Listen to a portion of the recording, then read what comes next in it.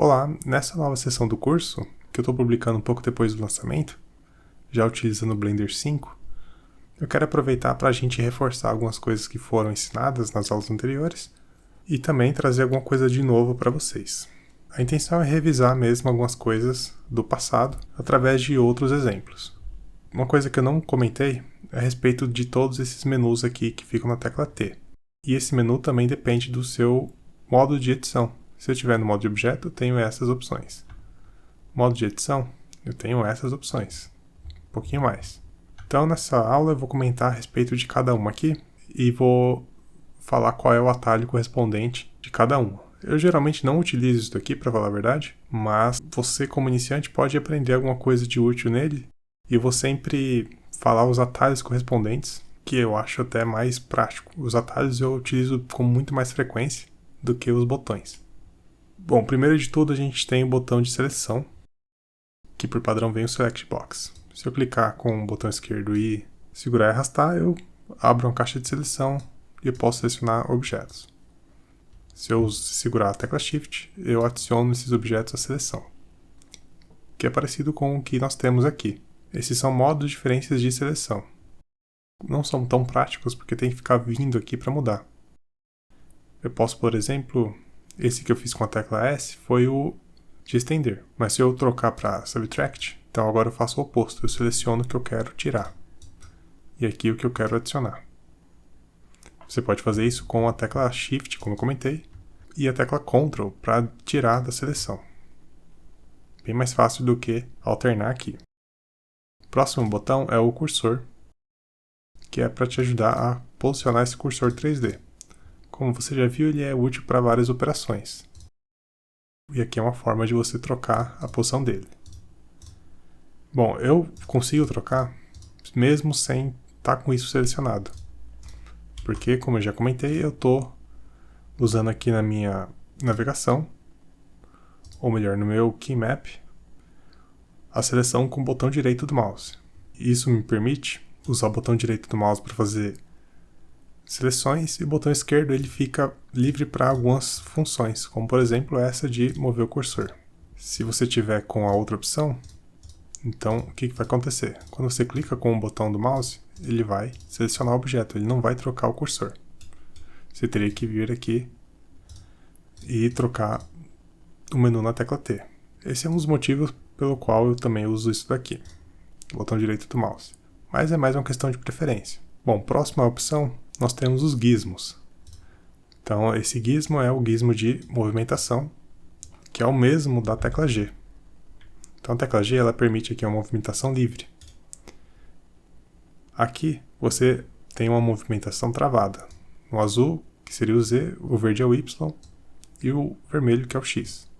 E os quadradinhos, você elimina um dos eixos. Para mover livremente, tem que clicar na bolinha, que é exatamente o padrão do G. Se você clicar na tecla G, ele move livremente, aí você pode travar no X, no Y e no Z. Para travar é só clicar a tecla correspondente. Tecla Z você trava no Z, Y no Y, X no X. Para isolar um dos eixos, é só clicar com a tecla Shift junto. Vou clicar aqui com Shift Z, e agora eu isolei o Z. Estou movendo apenas no X e no Y. A mesma coisa se aplica para o gizmo de rotação. Então tem o X, o Y e o Z. Essas mesmas opções você consegue acessar com a tecla R.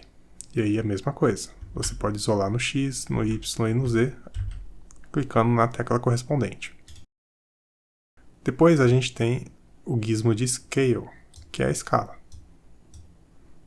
Tudo isso se repete, só que na tecla S. Você pode fazer a mesma coisa na tecla S e isolar os eixos. Por fim, esse gizmo aqui ele mostra todos os transforms. Então é uma forma mais intuitiva de você fazer tudo de uma vez sem precisar ficar trocando. É claro que o gizmo fica bem confuso, tem bastante coisa nele. Particularmente eu não utilizo isso daqui. Para voltar é só voltar aqui para a seleção. Em seguida nós temos 3 botões que não correspondem exatamente à modelagem. Esse aqui é o de Annotate. Quando você clica nele, você consegue fazer anotações na tela. É isso que eu utilizo para fazer algumas anotações no curso. Mas eu não uso esse botão aqui. Eu uso a tecla D. Se você segurar a tecla D e clicar, você faz a mesma coisa. Veja, por exemplo, eu posso estar aqui no Select Box e segurando a tecla D, quando eu clico e arrasto, eu consigo desenhar, mesmo sem estar com isso aqui selecionado. Como que você limpa essas anotações? Aí tem que vir aqui no Annotate, para trazer esse menu aqui, e limpar esse conjunto aqui, como se fosse uma camada do Photoshop.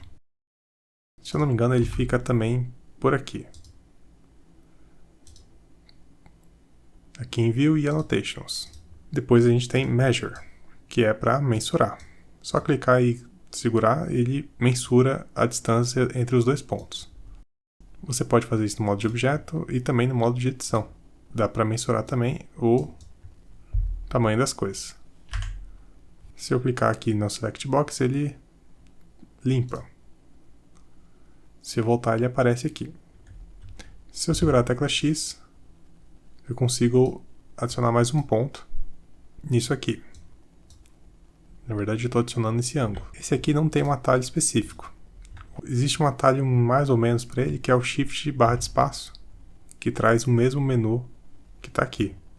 Então, se eu clicar bem rápido, Shift espaço, depois M, eu trago a Measure Tool sem usar esse menu. Não é muito prático esse menu do Shift barra de espaço, já que a gente tem tudo que está no canto aqui. A gente poderia trabalhar assim, por exemplo. É um jeito também. Para limpar a régua, tecla N, e aqui em Annotations eu tenho Ruler Data. Posso clicar aqui no menos e ele exclui. Veja que esses aqui são todos do modo de objeto. E ainda tem mais um aqui, que é para você adicionar cubos. Clico, seguro e arrasto, eu crio o plano dele e quando eu solto eu consigo criar a altura. Ele vai criar um objeto novo, como se fosse um cubo. Isso aqui é bem legal para você fazer protótipo. Vamos supor que você esteja fazendo um protótipo de uma cidade, de um ambiente, e aí sim, e dessa forma você consegue rapidamente criar uma estrutura. Vou excluir tudo isso daqui. Todos esses menus estão disponíveis no modo de edição também. Vou criar aqui um objeto novamente. Criar essa esfera. Modo de edição. Então tenho todos eles até aqui e mais alguns. Então esses aqui que estão aqui embaixo são correspondentes apenas ao modo de edição. Vamos falar um pouquinho sobre eles. Extrude é o que a gente já usou várias vezes na tecla E, que é bem mais prático. Se eu clicar aqui numa face, tendo essa seleção, tendo essa ferramenta habilitada, tem esse mais aqui que eu posso fazer um Extrude. E aí eu tenho que selecionar sempre a face e fazer o Extrude. Depois eu tenho o Inset Faces, que é na tecla I. Então ele vai pegar e fazer um inset. Só clicar, segurar e arrastar para dentro e ele vai fazer o inset, que é exatamente o mesmo que se faz na tecla I. Depois nós temos o Bevel, que é o Bevel que nós fazemos no Ctrl B. Se eu clicar nessa bolinha e puxar, eu começo a fazer o Bevel, que é a mesma coisa de selecionar uma face e usar o Ctrl B. É a mesma coisa. Próximo nós temos o Loop Cut. Esse aqui tem que usar com bastante cuidado porque é muito fácil você sujar o seu objeto com vários loops.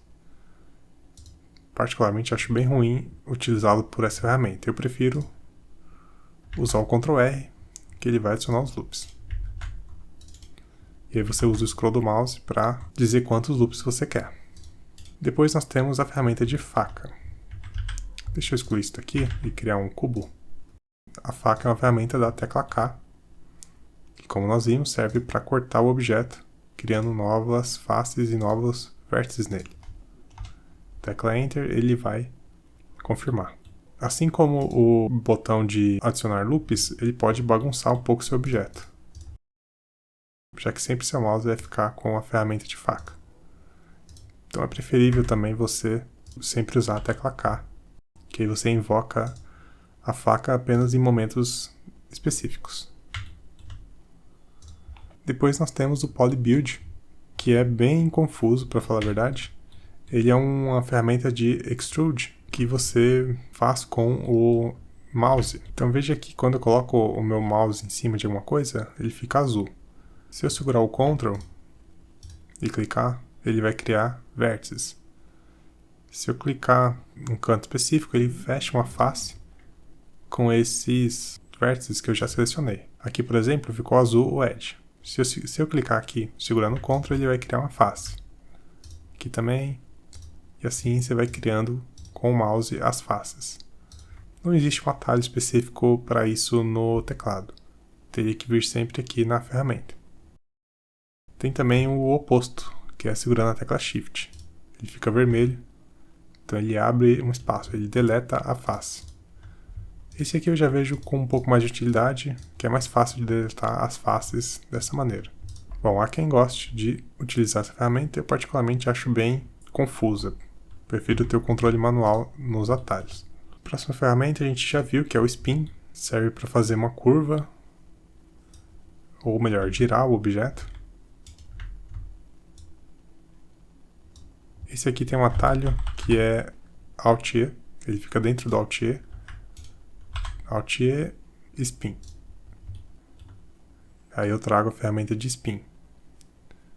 Só que ela já vem invocada direto onde está o cursor.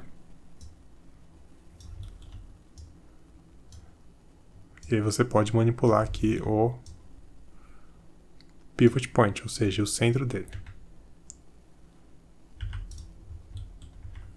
Esse é um caso que eu acho mais interessante a ferramenta do que o atalho, porque quando a gente invoca o atalho, ele já faz a operação. E aqui eu posso preparar.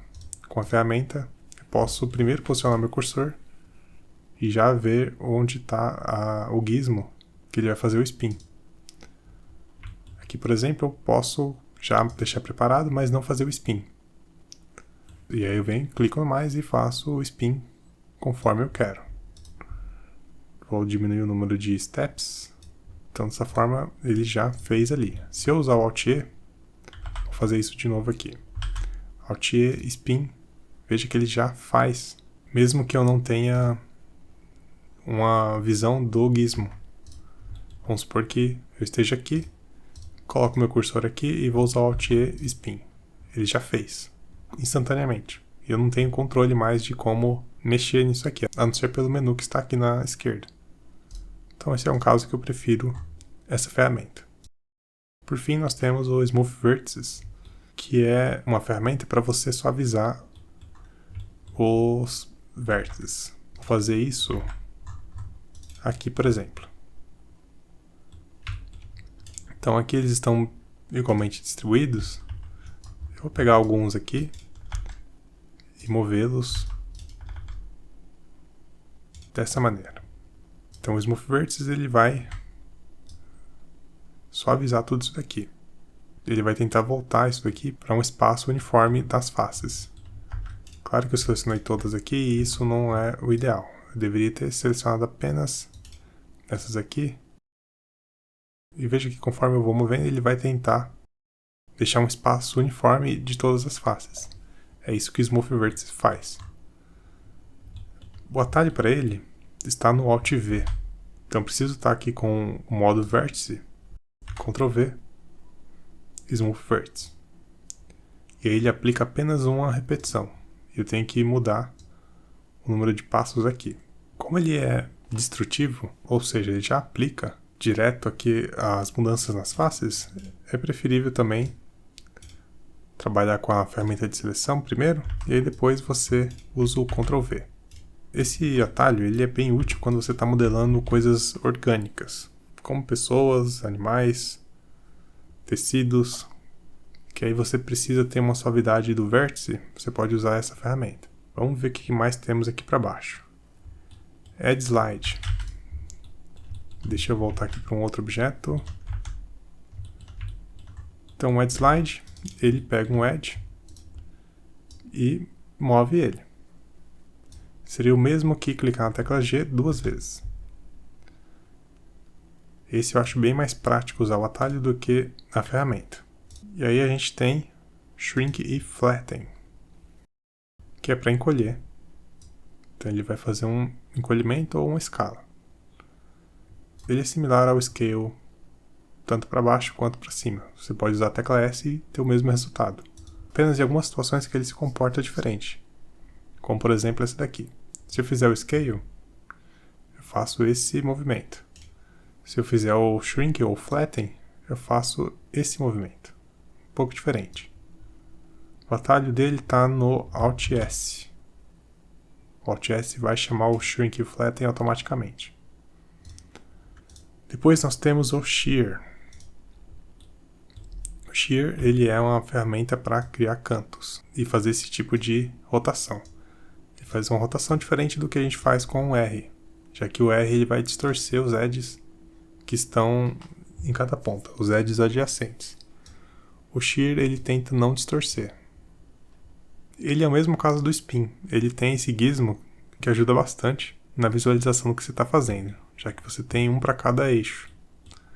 Sem ele, o atalho é bem grande. Se eu não me engano é Shift, Ctrl, Alt, S. É isso mesmo. Ele também faz o Shear. Só que ele não tem nenhum gizmo te auxiliando no eixo que você está fazendo. É um pouco mais difícil trabalhar assim. Então esse é um caso que é legal ter a ferramenta te auxiliando com os gizmos. Por fim, nós temos o Rip Region, que ele adiciona esse gizmo aqui, que é só uma forma de você ver a face que está selecionada. Então, se esse aqui está selecionado, eu vou mudar para Edge, que é até melhor. Então, estou com ele selecionado. Se eu clicar aqui e puxar para cima, eu abro essa parte, como se ele desconectasse esses dois edges. Na verdade, era um edge só. Então, ele cria o segundo e já desconecta. Então, dá essa impressão que você está abrindo o objeto. O atalho para ele é a tecla V. Deixa eu voltar aqui. Tecla V, ele faz o mesmo procedimento. Só clicar e puxar. Caso você não lembre os atalhos, é só colocar o mouse em cima e ele tem uma dica, tanto da ferramenta quanto do atalho. Bevel está mostrando que é Ctrl B, o Inset está mostrando que é o I, Extrude é o E, Alt S é o Shrink Flatten, mas alguns não tem. Por exemplo, o Smooth, ele mostra Ctrl 1 aqui que tem nada a ver. Ou seja, ele quer que você use o Shift Spacebar e depois Ctrl 1 para chamá-lo aqui. É mais prático você usar alguma coisa para selecionar e depois Ctrl V. Ele faz isso porque isso está dentro do menu de Vertex. Ele não é um atalho exclusivo para ele. É diferente dos outros. Ctrl B é um atalho exclusivo para o Bevel, por exemplo. Então por isso que ele está aqui. Isso vai se repetir para alguns nessa lista também. Era isso. Com isso a gente revisou as ferramentas básicas de modelagem aqui do Blender. Espero que você tenha gostado. Se ficou alguma dúvida ou quer revisar algum tópico, comenta também. E aí eu preparo alguma coisa.